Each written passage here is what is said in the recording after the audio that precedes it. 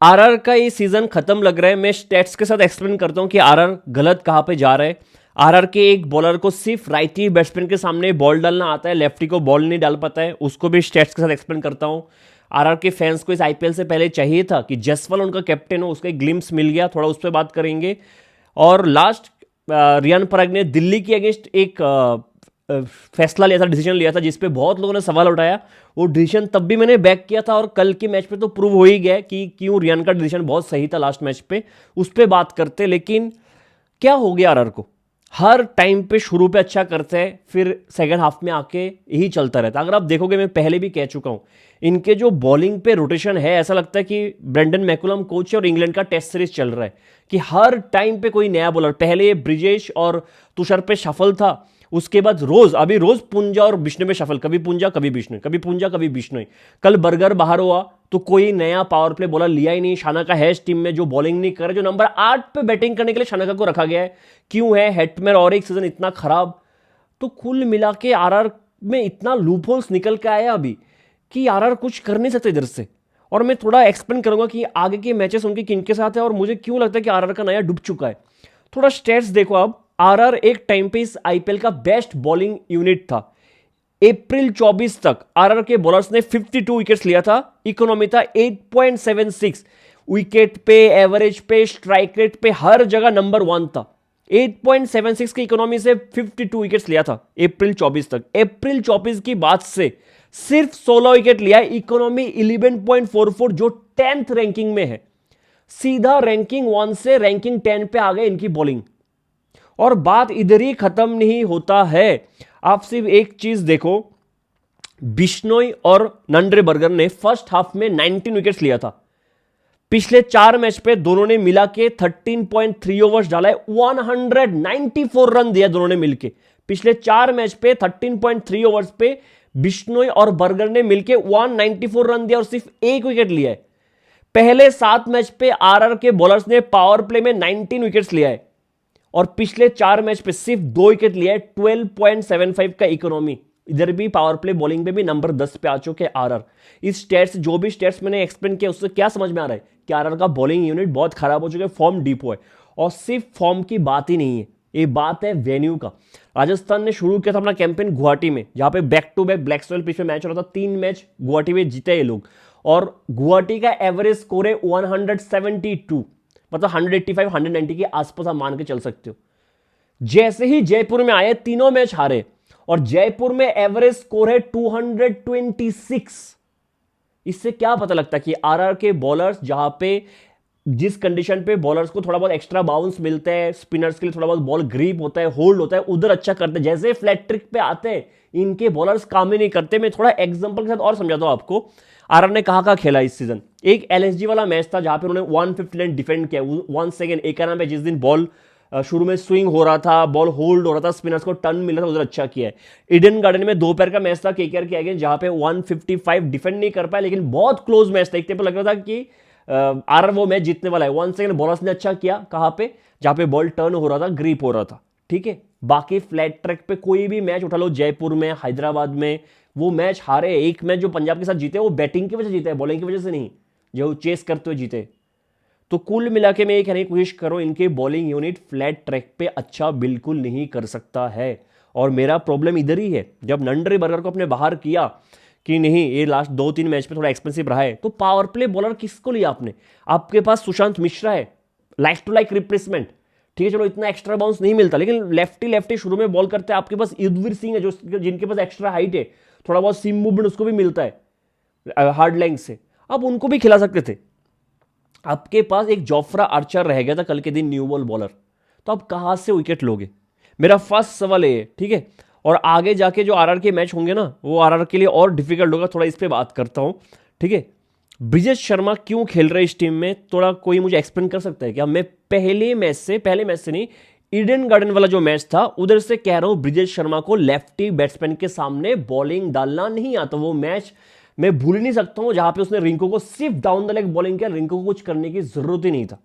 ठीक है, और उस पॉइंट के बाद हर बार मैं यही देखता हूं कि ब्रिजेश शर्मा लेफ्टी के सामने क्या करेगा, हमेशा ओवर द विकेट आता है, हमेशा। सिर्फ ये दो पिक्चर देख लो साई सुदर्शन के लिए, कल ब्रिजेश ने पावर प्ले में क्या किया। अगर आपको बॉल नजर आ रहा है, दोनों पिक्चर में बॉल उसके बम्प की लाइन से बाहर था, साई को कुछ करना ही नहीं था पावर प्ले में, अंधाधुन लेग साइड पे खेलना था और दोनों बॉल पे छक्का मारा है साई ने। इतना खराब बॉलिंग। और मैं स्टेट्स के साथ एक्सप्लेन करता हूं ब्रिजेश का, लेफ्टी और राइटी के सामने स्टेट्स सुनो। राइटी बैट्समैन के सामने इस आईपीएल में ब्रिजेश शर्मा ने 110 बॉल डाला है, 163 रन दिया, 9 विकेट लिया है, 8.89 का इकोनॉमी। मैं रिपीट करता हूं, राइटी के सामने 8.89 का इकोनॉमी, 9 विकेट लिया है।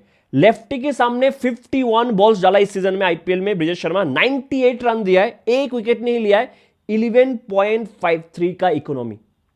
लेफ्टी के सामने 11.53 का इकोनॉमी, अभी तक एक भी लेफ्टी बैट्समैन को आउट नहीं किया, जबकि राइटी के सामने 9 बैट्समैन को आउट किया, इकोनॉमी 9 के नीचे। और ब्रिजेश खेले जा रहे एक वन डायमेंशनल बॉलर जिसको लेफ्टी के सामने बॉलिंग करना नहीं आता। ये मैं आपके चौथे मैच पे बोल चुका, चौथे फिफ्थ मैच पे। ब्रिजेश क्यों है इस टीम में? क्योंकि वेरिएशंस बहुत है, डेथ पे अच्छा कर सकता है। तो नंडर बर्गर क्या डेथ का अच्छा बॉलर था? नहीं था। चलो ब्रिजेश को मिडिल और डेथ पे यूज करवाना। पावर प्ले में कौन बॉलिंग करेगा? पावर प्ले में ब्रिजेश 2 ओवर कैसे डाल सकता है? ये मेरा फर्स्ट सवाल है। दूसरा चीज, उस दिन रबाडा और विराट कोहली का आपको याद होगा मैचअप, जहां पे आरसीबी वो मैच हार गया था अहमदाबाद में। पहली ओवर पे रबाडा को 22 रन मारा था और सबके मन पे क्वेश्चन था कि शुभमन गिल वाह क्या कैप्टन है। उसके बाद भी रबाडा को बैक किया, अगला ओवर दिया बैक टू बैक, रबाडा ने आके विराट कोहली को आउट किया। ठीक है, और मैंने कहा है रबाडा मार खाए ना खाए लिख के लाते हैं गुजरात कि ये करना है और ये लोग करते हैं और आप उनको मैच दे के जाते हो, इस पे नहीं आते। कल जोफ्रा आर्चर का, कल रबाडा का भी पहले ओवर 15 रन था, रबाडा अगले ओवर भी डाला है, दूसरा ओवर डाला, 3 तो ओवर डाला ही कल भी। सिराज की पहले 2 ओवर पे 22-23 खाया, चलो सिराज ने पहले ओवर पे विकेट ले लिया था, उसके बाद भी तीसरा ओवर डाला है, कोई प्रॉब्लम नहीं।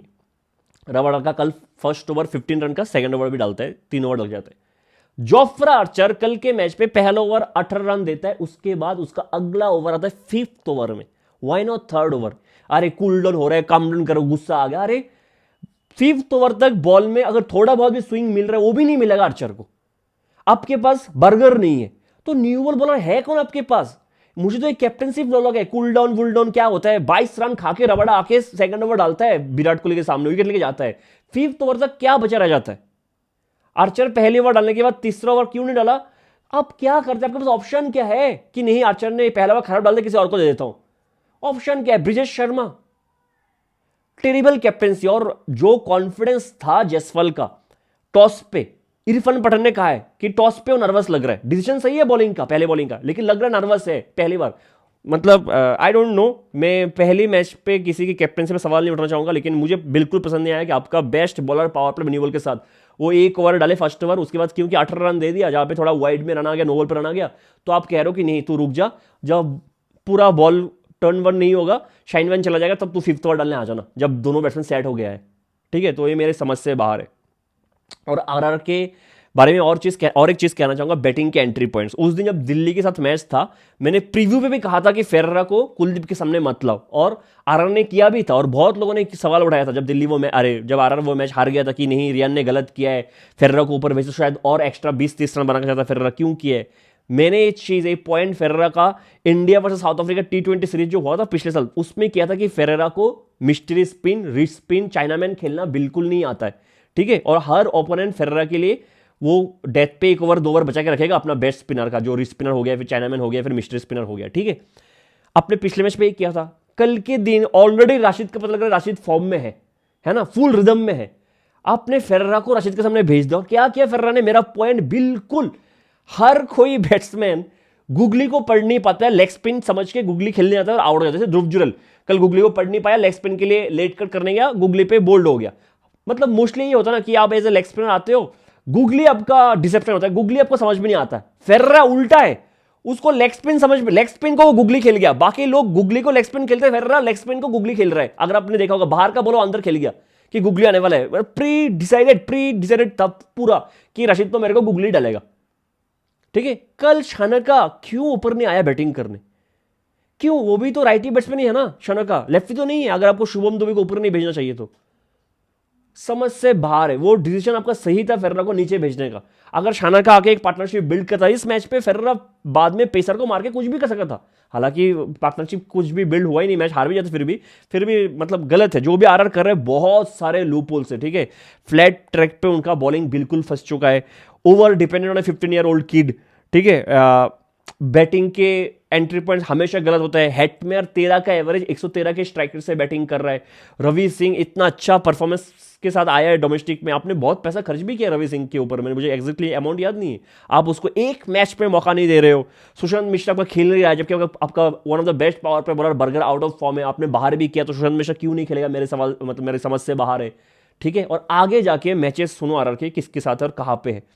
3 मैच बचा है, जो एक दिल्ली के साथ है दिल्ली में, ठीक है। वो मैं मान के चलता हूं कि दिल्ली वो मैच आपको गिफ्ट करके चला जाएगा, मतलब दिल्ली तो यही कर रहे हैं होम ग्राउंड पे, उनको खुद पता नहीं लग रहा क्या करे, ठीक है। बाकी 2 मैच आरआर का किसके साथ, एक एमआई के साथ वानखेड़े में है, एक एलएसजी के साथ है जयपुर में। खत्म लगता है मुझे। एमआई वानखेड़े में फ्लैट ट्रैक में इनके बॉलर्स क्या करेंगे, जो पैटर्न चल रहा है इनका, और जयपुर में जो रन हो रहा है, कल टॉस जीत का चेज नहीं कर पाए थे, ठीक है। इसलिए मैं कह रहा हूं कि आरआर का मुझे लगता है कि खत्म हो चुका है ऑलमोस्ट, और डीसी वाला मैच हार गया तो खत्म ही है बिल्कुल।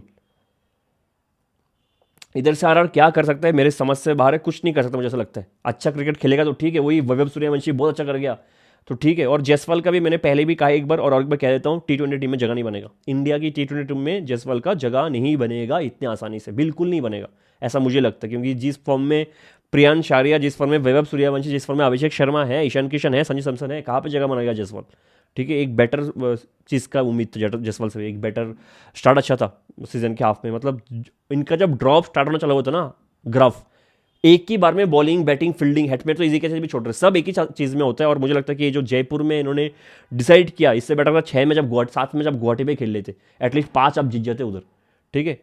फिर वही रिग्रेट करेगा, ठीक है। दिल्ली और आरआर दोनों एक ही डिसीजन पे रिग्रेट करेगा। दिल्ली रिग्रेट करेगा कि डेविड मिलर ने उस दिन जीटी के अगेंस्ट सिंगल क्यों नहीं लिया, और आरआर भी रियान परख सोचेगा कि जो ओवर जडेजा का बनना चाहिए था ईडन गार्डन में रिंकू के सामने, वो ओवर फिर कभी क्यों नहीं दिया, ठीक है। तो 2 मैच आप अपने गलती से हारते हो, फिर आपको पता लगता है कि नहीं आप बाहर ही हो चुके हो, ठीक है। तो आरआर का रास्ता मुझे मुश्किल लग रहा है। जीटी पे आते हैं, पहला मैच था शायद जहां पे उन्होंने एक कंफर्ट के बाहर जाके मैच जीता है। कंफर्ट के बाहर इसलिए कह रहा हूँ, फ्लैट पिच पे मैच था जहां पे आरआर के बैट्समैन भी अच्छा कर सकते हैं, वैभव है, जायसवाल है, ध्रुव जुरल है, फेरेरा है, ठीक है। पहले बैटिंग आ गया तो आपको 220-230 बनाना पड़ता है, और 220-230 बनाने वाला टीम जीटी था नहीं, तो उधर से आउट ऑफ कंफर्ट जाके अगर जीटी मैच जीत जाता है तो बहुत ज़्यादा कॉन्फिडेंस देके जाएगा। वन सेकेंड शुभमन गिल, मुझे लगता है कि कल उसको एक एक्स्ट्रा मोटिवेशन था, क्योंकि सुबह से न्यूज़ आ रहा है कभी श्रेयस अय्यर कैप्टन बन जा रहा है T20 का, कभी संजू सैमसन, तो शुभमन गिल ने कहा अभी मैं ऑडिशन दे देता हूँ, क्यों क्यों फिर से मुझे जगह चाहिए इंडिया की T20 टीम में। तो शुभमन गिल ने भी बेहतरीन बैटिंग करते हुए 84-88 बना दिया है कल, तो मतलब रिवर्स स्वीप स्कूप सब ट्राई कर रहा था, मतलब अलग ही चल रहा था, ठीक है। अलग ही बंदा शुभमन गिल। तो स्टार्ट वन सेकेंड, अगर जीटी के टॉप ऑर्डर को आप सिंगल डिजिट पे रोक नहीं पा रहे हो, फिर इतना लंबा खेल के तो उनको हराना भी मुश्किल है। Washi back to back matches पे रन बना रहे, कल वाशी ने शायद लास्ट ओवर तुषार देशपांडे का था, एक स्लोअर वन था, ऑलमोस्ट वेस्ट हेड का बॉल था, उस पर लॉफ्टेड ड्राइव करते हुए लॉन्ग ऑफ के ऊपर छक्का, ब्रिलियंट शॉट था, आउटस्टैंडिंग शॉट था, ठीक है। अब तो तिवटे भी मारने लग गया, मतलब मैं कहाँ भाग के जाऊँ मुझे पता नहीं लग रहा है, ठीक है। एक जो ब्रिजेश ने 19th ओवर बहुत अच्छा डाला था, उसको पूरे तरीके से खराब कर दिया 20th ओवर में तुषार देशपांडे आके, वरना स्कोर और कम हो सका था। एक टाइम पे लगा था 250 करेगा, फिर उस ओवर के बाद लगा कि नहीं 220 के नीचे आप रोक सकते हो, लेकिन नहीं हो पाया तुषार देशपांडे से, बहुत ही खराब बॉलिंग, ठीक है। तुषार देशपांडे को ये लोग डेथ बॉलर बनाने के चक्कर में उसका ना भी स्विंग हो रहा है ना डेथ पे बॉलिंग कर पा रहे, दोनों चीज़ में खराब लग रहा है, ठीक है। तो आरआर के लिए बहुत मुश्किल है। जीटी के लिए वंस अगेन इनको अगर ये टोटल डिफेंड करना था तो वैभव को विकेट चाहिए था, सिराज का वैभव को विकेट चाहिए था, जायसवाल का विकेट चाहिए था, ये 2 मेन इंपॉर्टेंट है। सिराज ने क्या किया, बैक टू बैक 2 मैच पे, पहले मैच पे प्रियांश आर्या पंजाब के अगेंस्ट आपको याद होगा बाउंसर डाल के और तेज बाउंसर डाल के आउट कर दिया, जो कैच बटलर पकड़ नहीं पाया था, बहुत दूर था।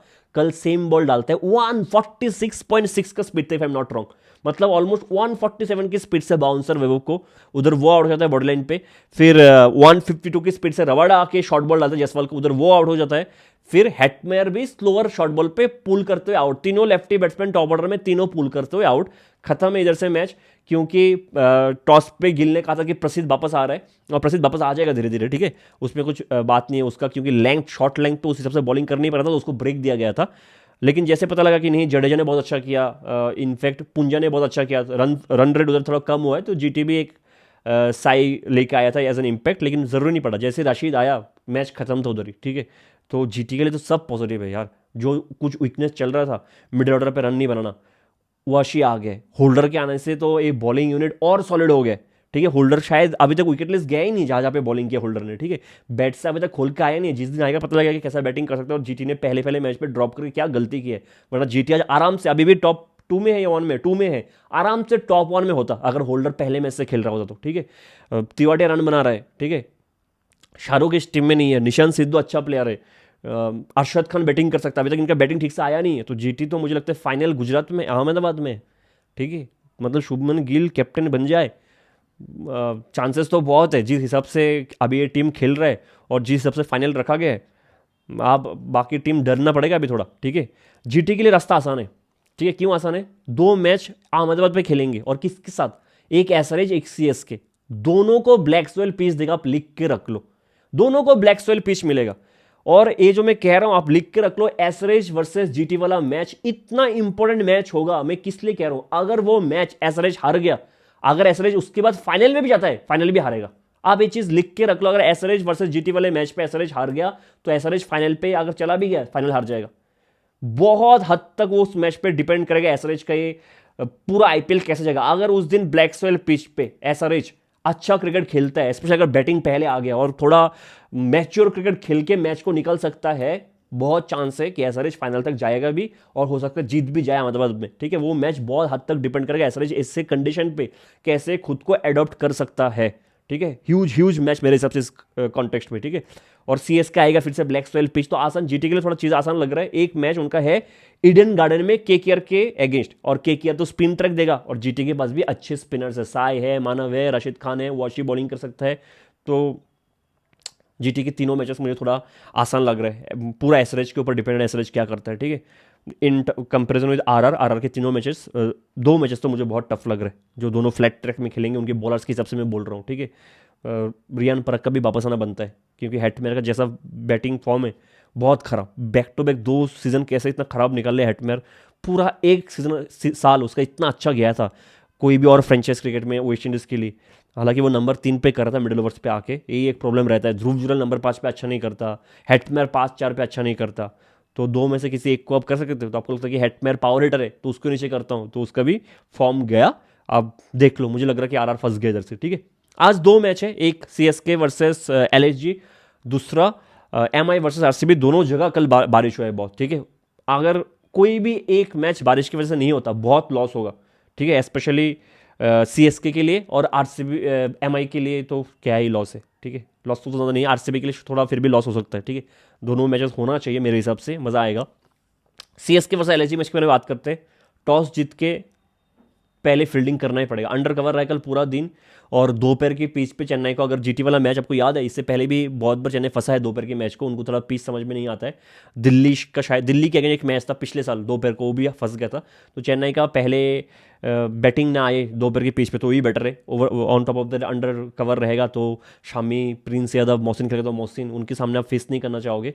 अगर बाई चांस पहले पावर प्ले में पहले बैटिंग आ गया चेन्नई को, 40 रन बनाओ, 6 ओवर पे 40 चलेगा, लेकिन विकेट मत दो, ठीक है।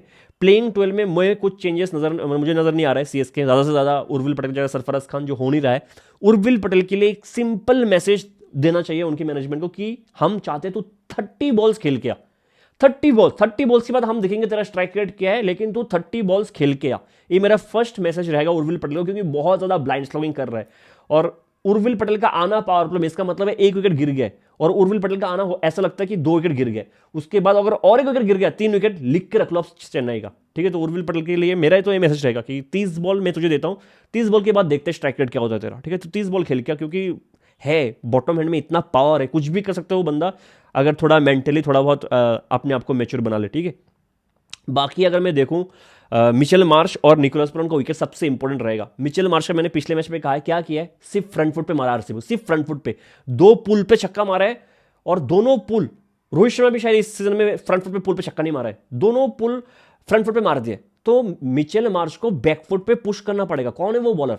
अगर मिचेल मार्श 5th ओवर तक आउट नहीं हुआ और अच्छा स्टार्ट दे दिया, मैं 5th या 6th ओवर में ओवरटर्न को लेके आऊंगा, जो हार्ड बॉल डाल के मिचेल मार्श को बैकफुट पे लेके जाएगा।